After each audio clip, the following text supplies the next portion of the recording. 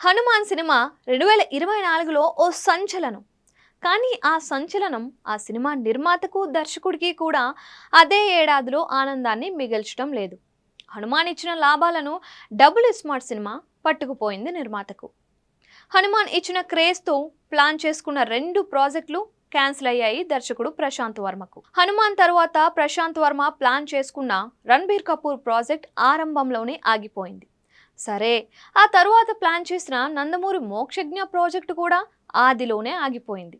ఎందుకంటే ఇప్పుడు ప్రారంభోత్సవం దగ్గర సడన్గా ఆగింది కనుక సరిపోయింది. రేపు సినిమా సగంలో ఉండగా ఆగితే మొత్తానికే మోసం వస్తుందని ప్రశాంత్ వర్మ భావిస్తున్నట్లు తెలుస్తోంది. అందువల్ల ఇక ఈ ప్రాజెక్ట్ నుంచి తప్పుకోవాలని చూస్తున్నట్లు వార్తలు వినిపిస్తున్నాయి. అయితే నిర్మాత సుధాకర్కు మాత్రం సినిమా చేస్తారు. రిషబ్ శెట్టి ప్రాజెక్టు ఇప్పుడే కాదు, ఎందుకంటే ఆ హీరోకు వేరే 2 కమిట్మెంట్లు ఉన్నాయి.